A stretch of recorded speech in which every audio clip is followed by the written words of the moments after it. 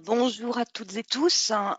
Merci, à vous de vous être, déjà connectés. Nous allons patienter encore un tout petit peu, pour permettre au maximum, de personnes de pouvoir se connecter. Nous avions, plus de 250 inscrits, donc là, nous sommes, un petit peu plus de 120. Donc je vous demande encore un tout petit peu de patience avant de démarrer, cette petite matinale sur l'immobilier.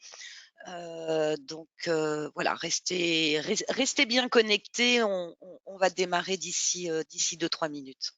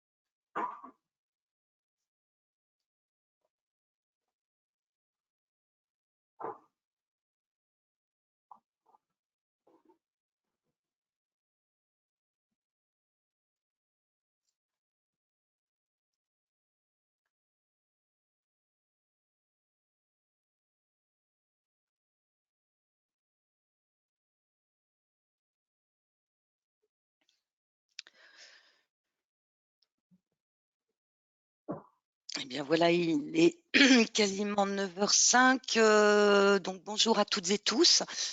Merci de vous être, connectés ce matin. Nous avons souhaité, en fait, vous proposer un format un petit peu différent de ce que nous faisons d'habitude.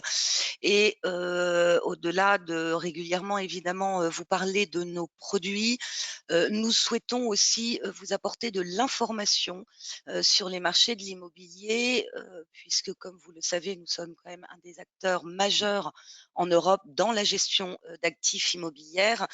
Et nous avons donc la chance ce matin, de d'avoir Béatrice Gage, qui est directeur de la recherche et de l'innovation chez Swiss Life Asset Managers.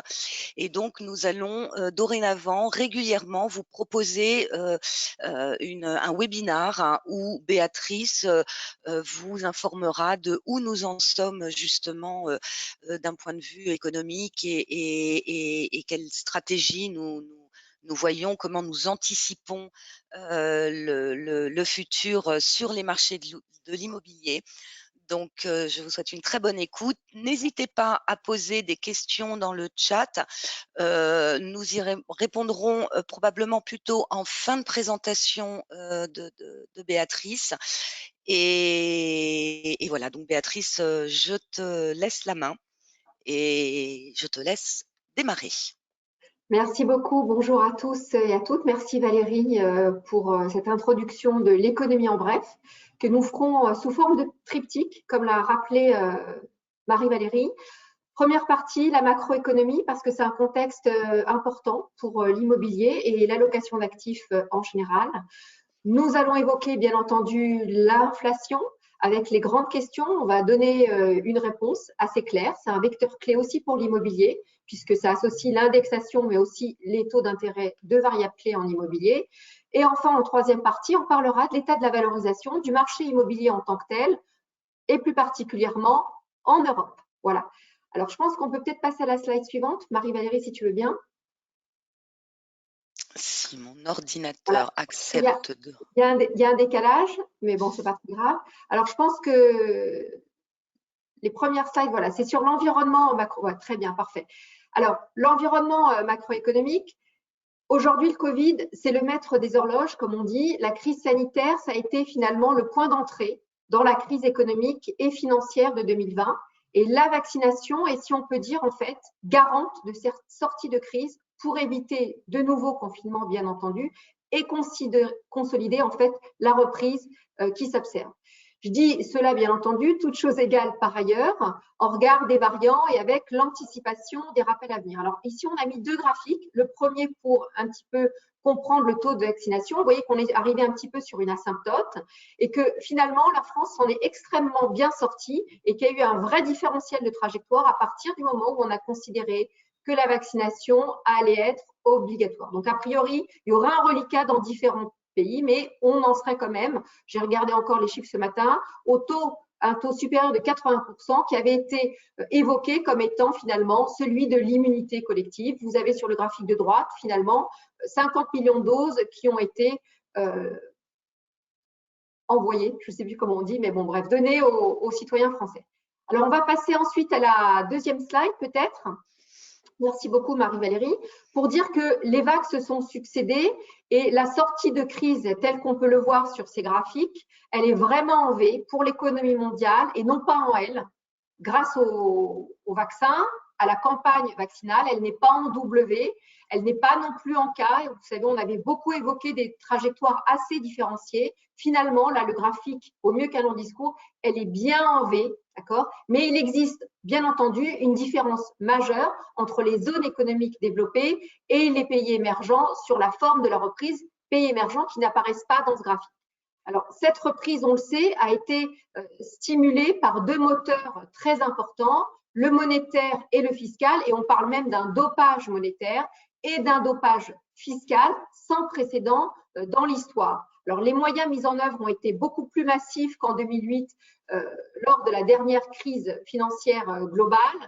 Bien entendu, ils ont été beaucoup plus massifs en regard finalement de la nature de la crise qui a été inédite et du fameux confinement qui a plombé finalement l'économie et qui a fait que tous les marchés ont réagi de manière synchrone. Donc, je ne vais pas y revenir, on en avait déjà discuté. Alors, d'un point de vue économique, vous allez beaucoup entendre évidemment le soutien keynésien, certains parleront finalement d'économie plus schumpeterienne, certaines d'économie caldorienne. L'idée, c'est qu'évidemment, on est là aussi dans une espèce de triangulaire keynésienne avec évidemment le soutien de l'activité par la relance. On est dans aussi une configuration très schumpeterienne parce que évidemment, il y a cette notion d'innovation, de disruption, mais d'innovation par la destruction créatrice. Certains secteurs vont disparaître, d'autres secteurs vont relancer l'économie. Et on est aussi dans une triangulaire, je l'ai dit, avec un aspect un peu caldorien entre l'appariement, entre l'offre, la demande, mais aussi l'innovation. Donc, à court terme, l'injection de liquidité et les mesures d'endiguement ont permis un rebond boursier dans un premier temps, un rebond de la croissance, comme on le voit ici, dans un second temps. Alors, ces mesures d'endiguement visaient à contrecarrer les effets de la récession de 2020. On sait qu'on a été plombé, nous, en France, avec une contraction du PIB de 13%. Au total, finalement, les mesures, elles ont bien fonctionné dans le monde, mais aussi en France. Alors, comme vous le voyez sur le graphique de gauche, les États-Unis, en termes de croissance, ont retrouvé le niveau d'avant-crise. Ce n'est pas le cas pour les autres géographies. Le plan Biden, lui, il est destiné pour renforcer finalement cette reprise en V qu'on observe, avec l'ambition d'avoir une croissance plus inclusive, c'est important de le dire, et plus durable sur long terme, sans finalement laisser des pans de population au bord du chemin, puisque la prise de Capitole a été quand même une certaine prise de conscience qu'on avait un peu deux Amériques. Alors, le plan favorisera la digitalisation et la décarbonation, les États-Unis souhaitant finalement combler un retard sur le plan climatique comparativement finalement à l'avancée européenne.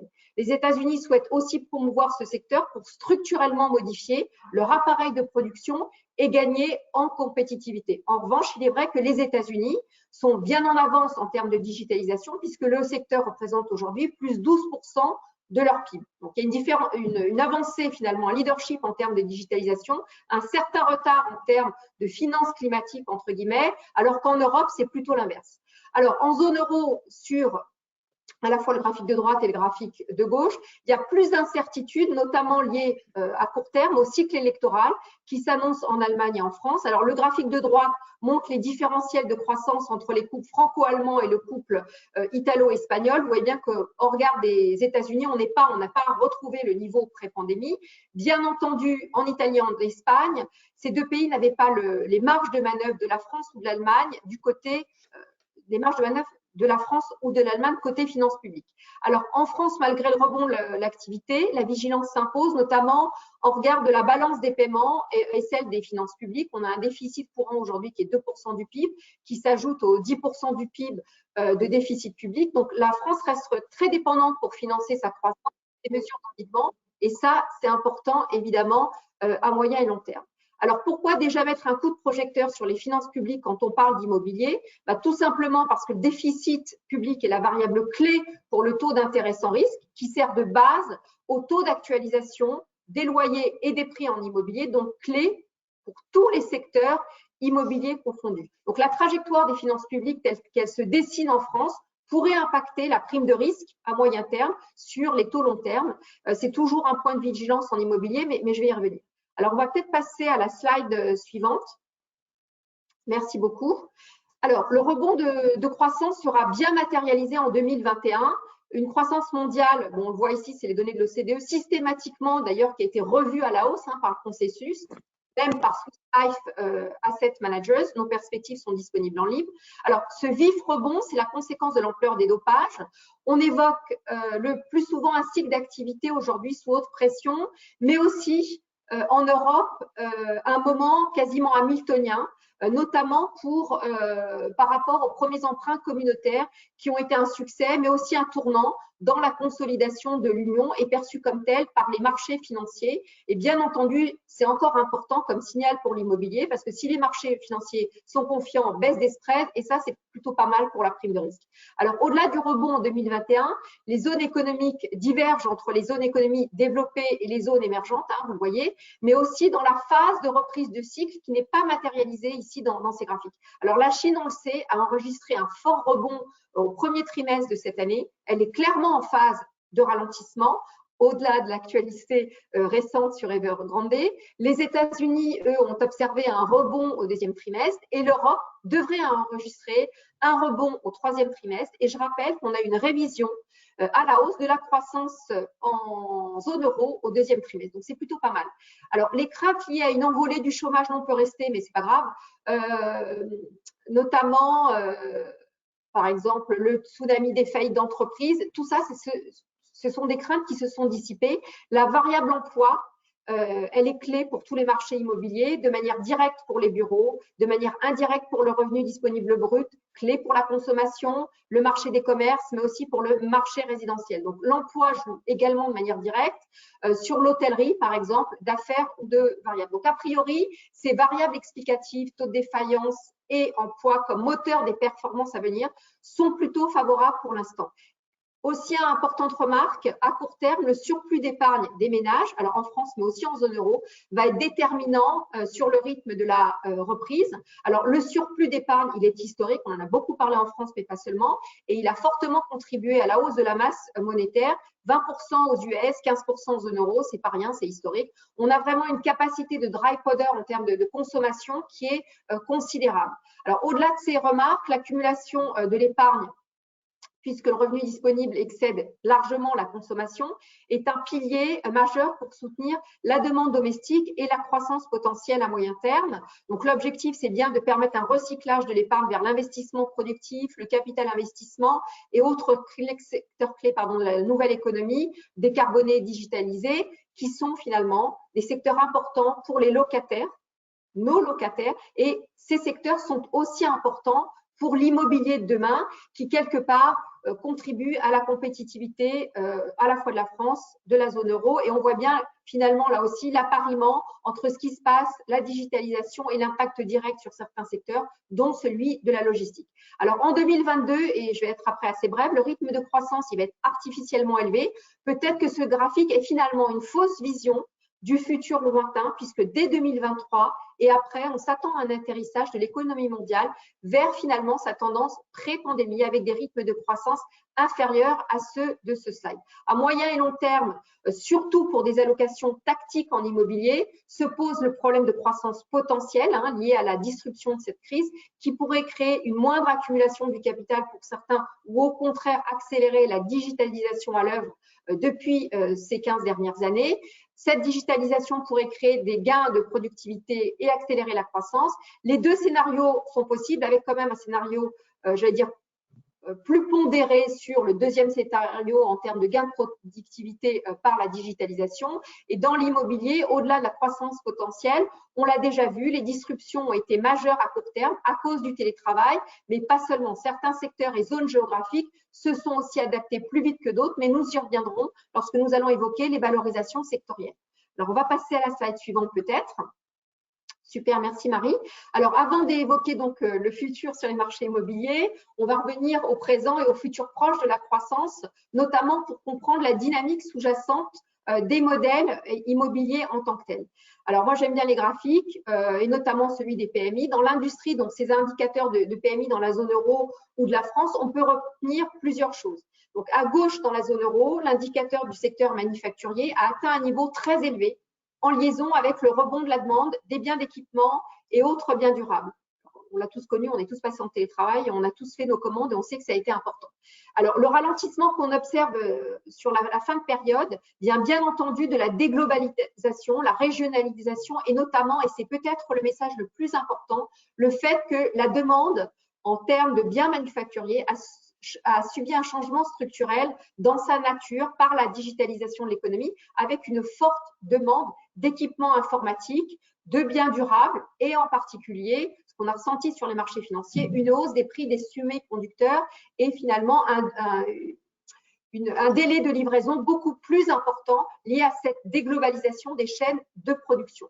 Donc, les tensions sur l'offre sont essentiellement liées à ces problèmes d'approvisionnement et c'est la raison pour laquelle on pense qu'ils sont conjoncturels. La désorganisation des chaînes de production mondiale a accentué la tension sur les prix d'une manière générale et c'est ce qui explique là aussi l'inflation et le pic d'inflation qu'on a connu. Alors, les problèmes d'approvisionnement devrait se résorber puisque quand même la machine s'est bien remise en route. Il y a quand même pas mal d'investissements productifs qui a été fait et puis aussi il y a des enjeux stratégiques qui ont déjà été pensés en 2020 pour 2021 et après. Donc il est bien important de comprendre finalement ces subtilités en termes de choc, en termes d'offres et en termes de choc de demande, notamment pour optimiser les stratégies d'allocation en immobilier. Alors toujours en zone euro, on notera le rebond du secteur des services depuis le deuxième trimestre, hein, qu'on voit, en liaison avec la fin du troisième confinement et la reprise d'activité des secteurs de la restauration et du tourisme. Je souris parce qu'on est en plein Paris et c'est vrai qu'il y a un air de vacances encore au mois de septembre. On sent que les gens ont envie de se retrouver, mais c'est vrai aussi dans la zone euro. Je rappelle que pour des pays comme l'Espagne, la France et l'Italie, ce sont des secteurs qui représentent environ 8 à 12% du PIB de nos économies. Donc à droite, en ce qui concerne la France, les PMI finalement sont homothétiques, même si moins prononcés. Le retournement de la construction est plus lié à un cycle, au cycle électoral à venir. Alors on va peut-être passer maintenant à la slide suivante. Merci Marie-Valérie. Alors, les PMI par pays de la zone euro et plus particulièrement les 4 grands de la zone euro, donc l'Allemagne, la France, l'Italie et l'Espagne, qui contribuent à hauteur de 75% du PIB et qui associent finalement les plus grands marchés immobiliers de la zone euro qui sont très importants quand on fait de la location d'actifs, quand on veut faire de la diversification. Donc, pourquoi faire un zoom maintenant via les PMI et non pas immédiatement par les marchés immobiliers, notamment pour l'Espagne et l'Italie? Tout simplement pour expliquer finalement comment l'ampleur des mesures d'endiguement a joué en termes de dopage monétaire et fiscal et aussi par rapport à l'appel de la solidarité européenne qui s'était accompagné en tout début de crise d'une vigilance quant à la possibilité finalement d'une crise de l'euro comme en 2011-2013. Alors le rebond de ces indices extrêmement importants, spectaculaires de l'Espagne et de l'Italie démontre finalement qu'il n'en est rien. C'est pour ça que j'ai écrit merci à la BCE et à son Pandemic Emerging Purchase Program, puisqu'en fait c'est ce programme qui a permis de réduire les spreads avec les bonds allemands entre les bonds allemands et souverains espagnols et Italie, et la reprise est bien au rendez-vous. Je rappelle aussi que ce PEP n'a pas de quota selon la clé de répartition par pays, hein, donc c'est majeur comme avancée. Ce n'était pas le cas avec l'Asset Purchase Program. Et là aussi, ça a envoyé un grand signal au marché financier, impact sur les taux, mais aussi impact sur l'investissement productif et aussi sur la prise. Donc, c'est quand même important de comprendre finalement cette espèce de vision à 360 degrés. Donc, encore une fois, ces éléments et la réduction du spread souverain, le rebond des PMI sont clés pour anticiper aussi, très important, le rebond des valorisations dans ces pays et plus particulièrement en Espagne dans certains secteurs clés. Je fais ces remarques car elles sont essentielles, encore une fois, dans la pertinence de l'allocation d'actifs diversifiés. Alors, la slide suivante, peut-être. Super. Alors, toujours sur le même registre et pour corroborer finalement les éléments précédents, les premières émissions d'emprunts communautaires ont été un succès. Alors, les mesures d'endiguement, là, on va le voir, ont été à la hauteur de la crise et le plan de relance européen de 750 milliards et plus de 1000 milliards, parce que c'est un plan pluriannuel sur 2027 qu'on connaît sous la dénomination de Next Generation, est important à bien comprendre aussi dans son financement pour évaluer risque ou moins risque. Alors, il y a 3 raisons essentielles. D'abord, le profil de la relance. L'Espagne et l'Italie bénéficieront de subventions européennes, là on le voit, importantes de 4 à 6% du PIB, essentiellement sur des pôles de compétitivité existants. Pôles de compétitivité existants d'un point de vue géographique, d'accord, sur des secteurs qui vont renforcer aussi la compétitivité des entreprises, notamment en termes de digitalisation et sur les secteurs des énergies renouvelables. C'est le cas, par exemple, en Espagne. Ce n'est pas très connu, mais c'est important de l'avoir identifié. Alors, la dynamique de certains territoires va donc se renforcer et donc, il est important pour les gérants de frapper chirurgicalement en termes d'acquisition, les localisations et les secteurs, finalement, pour les identifier en termes de ce qui va de la dynamique de ruissellement, finalement, qui va s'en poursuivre. Voilà. À la fois pour les bureaux de demain, la logistique, mais aussi pour le résidentiel, autour des zones d'attractivité, mais aussi pour l'hôtellerie ou pour les secteurs à forte composante d'hospitality associée particulièrement à l'hôtellerie de tourisme. Alors, les prêts européens accordés à l'Italie sont de 7,5% du PIB, avec un Mario Draghi qui finalement à la manœuvre a accéléré la transformation dans certaines régions et va permettre peut-être à l'économie italienne de retrouver sa compétitivité. Donc, autant dire que le rebond observé de l'économie italienne est une bonne nouvelle aussi pour les Italiens pour renforcer cette dynamique vertueuse, mais aussi pour les investissements immobiliers. Alors, slide suivante. Alors, voilà, bon, la France, on le sait, hein, je ne vais pas répéter ce que vous savez déjà sur la reprise de l'activité, etc. C'est plutôt là aussi pas mal. Il y a quand même un risque que je note, c'est les risques potentiels qu'il faut toujours avoir en tête, notamment le risque de dégradation de crédit sur la dette française. Alors, comme vous pouvez le voir ici, le solde budgétaire structurel corrigé des effets imputables au cycle économique, corrigé de l'effet de récession lié à la crise sanitaire, s'éloigne finalement, ce déficit, le solde budgétaire, il s'éloigne du couple allemand-Pays-Bas qui, lui, tend vers zéro. Donc, le solde budgétaire structurel français s'apparaît, là, comme on le voit sur ce graphique, repris de la Cour des comptes, il s'apparait plus à celui des pays qualifiés à l'époque de Club Med. Voilà. Donc, cette trajectoire de l'endettement public pose un problème finalement qui pourrait se matérialiser si la BCE opérait une réduction de ses achats d'actifs plus tôt que prévu. Donc, l'apparition d'une prime de risque de crédit pèserait sur les performances immobilières si, bien entendu, elle n'était pas compensée par une hausse de l'indexation associée à l'inflation, mais associée aussi à la croissance, j'y reviendrai. Donc, ce qu'il faut retenir au regard de ce risque est que le scénario de croissance, finalement, déterminera l'indexation des loyers et peut-être que ça va être une bonne transition aussi pour poser la question de l'inflation. Voilà, alors la réponse, merci Marie-Valérie. Alors, je passe toujours par le marché américain parce que c'est quand même un peu finalement ce qui donne les premières impressions pour ensuite juger de ce qui va se passer sur la zone euro. Donc l'inflation, elle est jugée comme transitoire. La mécanique de la croissance, elle est bien repartie. On a vu avec le fort rebond aux États-Unis et le pic d'inflation à 5% et 3% en zone euro finalement, ne doit pas faire penser que ce rythme va perturber, notamment quand on regarde finalement l'inflation anticipée telle qu'elle est présentée ici, elle est plutôt sur des zones de 2,5%. En revanche, le régime d'inflation va changer à court et moyen terme, d'accord ? Le régime en tant que tel. On n'envisage pas une accélération des prix, mais le niveau des prix, lui, il sera plus élevé que ce qu'on a connu dans le passé. Alors, ce phénomène, il est lié à une forme de déglobalisation au profit finalement d'une plus grande régionalisation des économies et également aux États-Unis. La déglobalisation, elle avait initié un régime de zones, la globalisation, pardon, avait initié un régime de zones finalement de prix faibles, pardon, avec de la déflation importée de Chine. De 2000 à 2010, la croissance du commerce mondial était celle du double de la croissance du PIB. Après la crise financière globale, cette croissance du commerce mondial a rejoint finalement le rythme de croissance du PIB. Et la zone euro avait alors frisé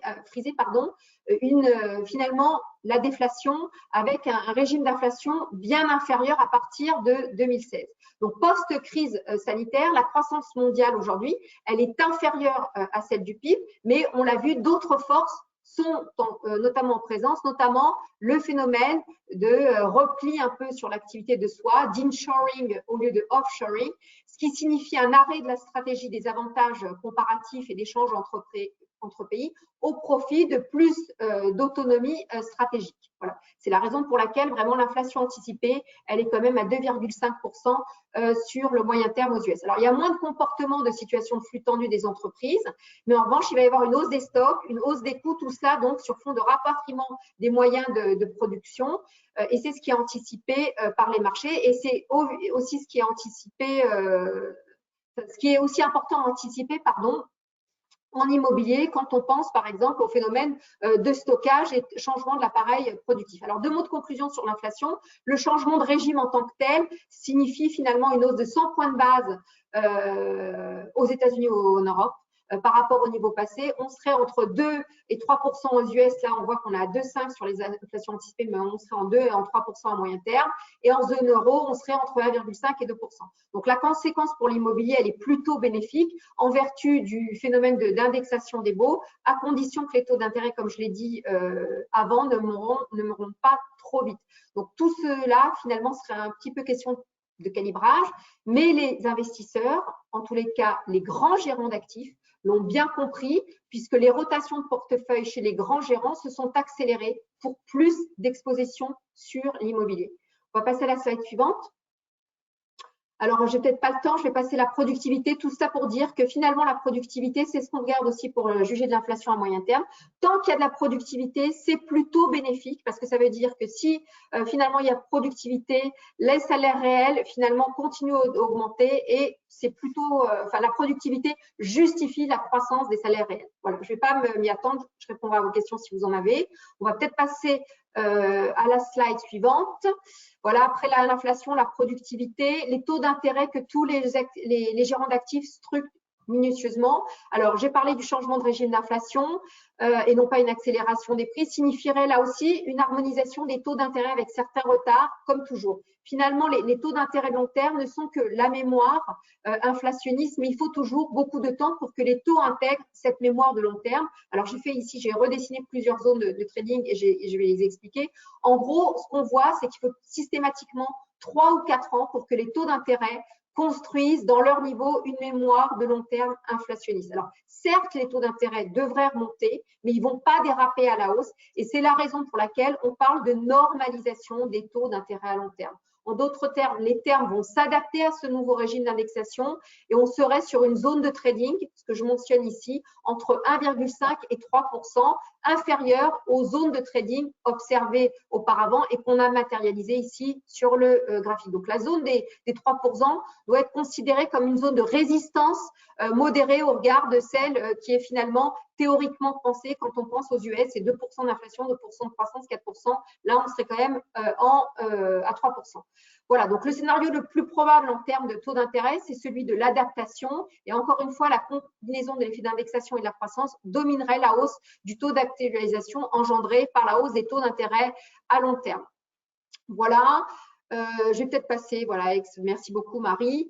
Alors, au fur et à mesure que les taux de vaccination augmentent, les courbes des taux sur les emprunts d'État se quantifient en ligne aussi avec plus de croissance anticipée. Et à mesure que cette croissance anticipée sera plus forte, évidemment, la courbe de structure des taux devient plus pentue avec l'anticipation des taux à un retard de 6 mois sur la zone euro. Mais ce qu'on voit sur le marché du crédit, c'est que finalement, le marché du crédit s'est nettement amélioré avec des notations de crédit obligataires qui ont été revues à la hausse aux États-Unis et en Europe. Et ces données, évidemment, expliquent l'écrasement des primes de risque de crédit à la fois sur le marché du investment grade et pour le high yield. Alors, ces indicateurs-là sont extrêmement importants quand nous, on juge des primes de risque locatif, que ce soit en zone euro ou par pays. Donc, c'est un marché qu'on regarde évidemment de manière assez fine. Voilà, on va peut-être passer à la slide suivante. Super. Alors, les valorisations pour les différents prismes. D'abord, le prisme des marchés immobiliers cotés, souvent pris comme finalement meilleur proxy des signaux de prix sur les marchés de l'investissement direct. Alors, ce graphique représente un peu les indices de prix des foncières européennes par secteur ajustés de l'effet de levier. Alors, qu'est-ce qu'il nous dit ce graphique? Au-delà de choc de la crise sanitaire, on peut constater l'impact des changements structurels par grande classe d'actifs. La hiérarchie, elle est claire, un trio de tête, logistique, résidentielle, santé. Le succès de la logistique, on regarde la digitalisation du e-commerce et de tout ce que j'ai évoqué avant. Le résidentiel locatif qui a fortement progressé au regard de la stabilité des revenus et le secteur de la santé en regard bien entendu de la nature de la crise et de la cyclicité du secteur comparativement aux autres sous-jacents. Alors en queue, les centres commerciaux fortement pénalisés par les différents confinements, l'hôtellerie qui a rebondi et le secteur des bureaux finalement entre le trio ascendant et le duo le plus fragilisé par la crise sanitaire. En bref, la crise a engendré une dislocation du marché et cette dislocation est aussi synonyme, bien entendu, d'opportunité de marché. Il faut jouer la diversification en jouant, bien entendu, le momentum associé à la logistique et le résidentiel ou plutôt le reverting to mean dans l'hôtellerie ou pourquoi pas le commerce en actant de manière assez chirurgicale sur des zones qui ont été identifiées comme à fort potentiel sur le long terme. Alors, identiquement pour le bureau, le marché, il est disloqué, il est fracturé entre finalement les bureaux plus flexibles aux nouveaux usages, avec de types nouveaux usages desservis dans des bons bassins d'emploi attractifs à forte densité de capital humain versus les grandes tours verticales dans les no man's land. Donc, les dernières données sur les marchés de l'immobilier, je vais le préciser ici, en tant que tel, démontrent qu'en termes de demande placée, les entreprises aujourd'hui se positionnent sur des surfaces plutôt petites et moyennes, privilégiant la flexibilité, l'hospitality, vecteur d'attractivité de leur capital humain pour que les gens reviennent tout simplement au bureau. Et quand on regarde finalement là aussi les différentiels entre foncières, celles qui sont les grandes foncières gagnantes, c'est quand même les patrimoines qui ont les grandes foncières qui ont des patrimoines localisés en centre-ville. Slide suivante peut-être parce que je vois qu'il faut accélérer. Merci beaucoup. Alors cette slide toujours sur les marchés cotés pour montrer la synchronicité du retournement entre les États-Unis et la zone euro et pour dire qu'a priori ce graphique laisse penser à un rebond des prix pour les foncières européennes, mais aussi à un rebond des valorisations sur le marché direct, puisqu'en fait, ce que j'essaie d'expliquer, c'est que les marchés cotés sont des bons indicateurs avancés du marché direct. Voilà, slide suivante. Les valorisations comparées entre zones et pays européens telles qu'elles ont été publiées par MSCI pour l'année 2020, soit après 2 confinements, donc c'est un peu en retard, mais c'est quand même assez instructif, encore une fois, pour jouer la cyclicité et comprendre les décalages entre les différents marchés dans une logique de diversification. Donc, le dénominateur commun ici, entre les différentes zones économiques et monétaires, c'est la baisse de valorisation, notamment dans les secteurs des commerces et des bureaux. Donc, évidemment, les amplitudes de baisse sont assez différentes, comme le montre le graphique, entre la zone euro, le Royaume-Uni et les États-Unis. Cette baisse de valeur a été moindre en Europe, bien entendu, parce que nos marchés sont beaucoup moins volatiles qu'ils ne sont aux États-Unis et aussi au Royaume-Uni. Alors, en zone euro, les secteurs logistiques et résidentiels ont enregistré une hausse des valorisations, très notable dans un contexte de crise. Au-delà des tendances, de grandes disparités intrasectorielles sont notables, notamment sur les secteurs des commerces et celui des bureaux. Il y a des centres commerciaux, centre-ville, Paris versus la province, dans les différences aussi entre les artères.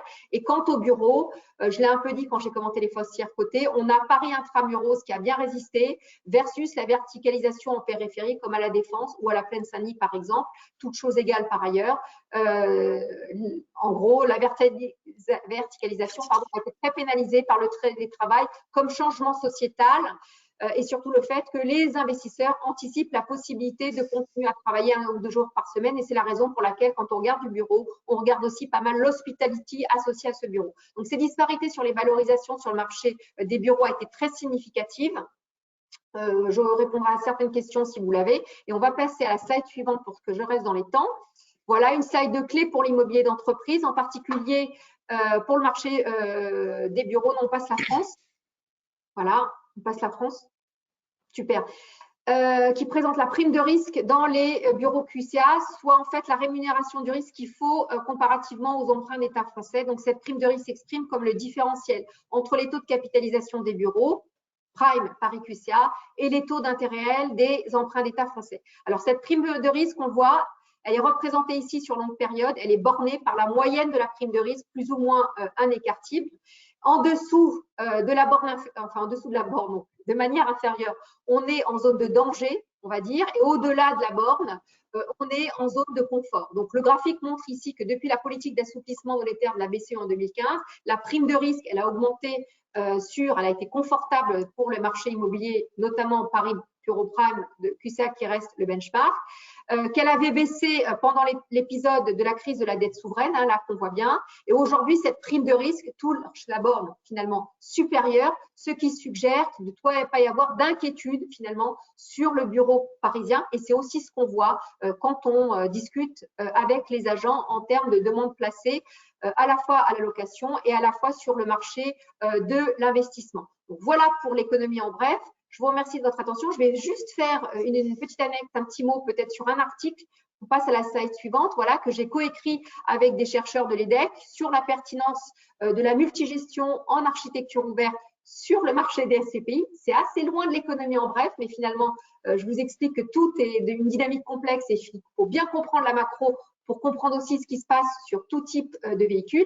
Cette étude, elle est quantitative, c'est la première du genre pour faire entrer les SCPI dans la cour des grands de la gestion d'actifs. Évidemment, elle peut paraître un peu théorique hors sol, mais elle montre comment finalement on travaille chez Swiss Life, Asset Manager de manière générale, comment on travaille avec les gérants. Donc, il s'agit de designer des produits avec de la création de valeur pour les épargnants. Et quand on parle de création de valeur, elle est mesurée dans cet article. L'étude est disponible sur le site. Et je vous remercie de votre attention. Voilà. Merci Béatrice. Écoute, je crois que tu as été très très claire. Nous avons finalement assez peu de questions, mais peut-être que la première que je vais te poser en amènera d'autres. Tu as parlé des problèmes d'approvisionnement en début de webinaire et une personne demande qu'en est-il de l'emploi? Les entreprises ont-elles des problèmes pour recruter? Alors, c'est une très, très bonne question. Je n'ai pas eu le temps d'en parler. C'est une excellente question. Évidemment, ce qu'on voit, c'est une reprise en cas de manière sectorielle et sur l'emploi. C'est-à-dire qu'en fait, il y a une problématique de recrutement dans certains secteurs. Le secteur digital, mais pas que. en fait, on manque de profils très qualifiés. La digitalisation, on le sait, s'est accélérée, donc il y a des nouveaux besoins, mais des nouveaux besoins sur toute l'industrie. Et cette digitalisation, elle impacte aussi, par exemple, l'industrie manufacturière. Et là, évidemment, en France, comme ailleurs en zone euro et dans le monde, on manque de profits. Donc, oui, c'est vrai, il y a un problème d'emploi. Alors après, on sait aussi que il y a des pans de l'économie, par exemple dans le secteur de la restauration et de l'hôtellerie, que ce soit aux États-Unis, en zone euro, en France, il y a des problématiques là aussi pour recruter, pour des raisons différentes. C'est qu'en fait, pendant le confinement, enfin moi, ce que je regarde dans les données d'emploi, c'est que les gens ont fait des choses différentes. Et finalement, ils ont abandonné, entre guillemets, leur emploi qui était relativement pénible pour faire d'autres choses avec les opportunités finalement qu'a ouvert la digitalisation, pas le haut en termes d'emploi extrêmement qualifiés, mais ils ont fait autre chose. Donc évidemment, c'est pour ça que je dis on a une reprise en cas de manière sectorielle et on a des problématiques d'emploi qui sont très différenciées, secteur restauration, hôtellerie, pénurie un petit peu, mais aussi dans des secteurs très performants, digitalisation et d'autres qui ont bénéficié indirectement de la digitalisation où on recherche de nouveaux profils. Donc voilà. Bon, après, c'est vrai que ce qu'on explique aujourd'hui, c'est que l'emploi, il faut voir ce qui va se passer dans les mois à venir, pour voir s'il va y avoir une remontée du chômage. Mais c'est pour ça aussi que le rythme de la crise, le rythme de la reprise est très important pour finalement créer une dynamique qui va être vertueuse. Voilà ce qu'on peut dire aujourd'hui. Il y a quand même des moyens qui sont mis en œuvre pour quelque part que tout ça reprenne de manière vertueuse. Mais il faut que aussi les Français, je parle d'un point de vue des Français, il faut que les Français deviennent plus agiles et se disent que finalement, demain, voilà, moi je peux présenter l'économie en bref, je peux me retrouver à faire autre chose. Voilà, il faut croire en soi. Je pense que ce que l'économie, ce que la crise a montré ici, c'est que quelque part, il faut avoir aussi une approche transversale de l'emploi, du travail et aussi une flexibilité des compétences. Voilà, on ne travaillera plus aujourd'hui comme on a travaillé hier. Merci Béatrice. Alors voilà une autre question. Pensez-vous que le déploiement attendu de BAL 4 pourrait impacter la mobilisation des crédits des banques à l'immobilier, promotion et détention? Alors, je pense que oui, forcément. Je pense qu'évidemment, quand on regarde l'immobilier, faut regarder déjà Solva 2. De ce que j'ai compris, BAL 4, c'est pareil. De ce que j'ai compris, c'est que en tout cas, en ce qui concerne Solva 2, je connais moins BAL 4. Il n'y a pas de changement en termes structurels sur le ratio des 25%. Par rapport au benchmark qui a été pris sur le marché, comment dirais-je, UK comme référence et qui quelque part pénalise la zone euro. Il y a eu le Brexit, il n'y a pas une révision pour l'instant de l'ESMA et évidemment ça pénalise en termes d'investissement certains grands acteurs. Oui, ça c'est vrai. Voilà. On revient sur l'inflation. Quid si l'inflation est plus importante que celle anticipée, soit une inflation pas seulement transitoire, quel impact sur la classe d'actifs immobilières? Alors, c'est une très bonne question. Alors, évidemment, et en plus, à mesure qu'on voit les données aujourd'hui. En fait, ce qui se passe, c'est qu'en immobilier, on regarde l'inflation, on regarde évidemment les taux d'intérêt, puisque évidemment, si l'inflation est plus importante, on sait bien que ça change la structure des taux et que les taux d'intérêt à long terme sont plus élevés. Après, il y a le raisonnement fondamental à faire en immobilier, c'est le phénomène d'arbitrage. En fait, il y a un numérateur, il y a un dénominateur. Plus d'inflation, taux d'intérêt à long terme qui changent un peu de régime, ils sont supérieurs. Ça veut dire un taux d'actualisation supérieur. Évidemment, ça vient pénaliser, toutes choses égales par ailleurs, les loyers et les valorisations des prix, puisque le taux d'actualisation est au dénominateur. Donc, ça augmente, les taux augmentent, l'actualisation, ça impacte négativement les valos ou les loyers. Mais en revanche, au numérateur, il y a quelque chose de fondamental qui est l'indexation associée à l'inflation en tant que telle. Donc, quand il y a plus d'inflation, c'est plutôt pas mal pour la classe d'actifs immobiliers. Donc, il y a l'indexation au sens strict par l'indexation des loyers, mais aussi il y a l'indexation liée à la croissance qu'on appelle la croissance liée aux valeurs locatives de marché. Et c'est ce qu'on voit aujourd'hui, par exemple, sur la logistique, mais aussi sur le résidentiel. Cette composante-là, même si les taux avaient remonté, cette composante-là, elle augmente bien supérieure par rapport au taux d'actualisation. Donc, en fait, c'est trois variables qu'il faut regarder. Voilà. L'indexation, l'inflation, qui est bénéfique, toutes choses égales par ailleurs dans l'absolu, pour l'immobilier en tant que tel, mais aussi l'indexation liée à la croissance et à la croissance des valeurs locatives de marché. voilà, je pense que la réponse est claire. Merci beaucoup Béatrice. Écoute, je ne vois pas d'autres questions. J'espère que ce nouveau format vous aura intéressé. Voilà, on sent que tu es, toi Béatrice, habitée par tout cela, par ce que tu dis et vraiment convaincue. C'est un exercice que nous renouvellerons pardon, maintenant assez régulièrement. Voilà, c'est important de vous apporter aussi, je pense, de l'information. N'hésitez pas effectivement à aller sur notre site, voir cette très bonne étude à laquelle Béatrice a largement travaillé et regarder aussi nos différentes publications, la newsletter immobilier, l'insight. Donc vraiment, n'hésitez pas, il y a beaucoup, beaucoup de choses. On ne veut pas trop abreuver non plus vos boîtes mail, mais sachez que nous avons vraiment des publications de grande qualité.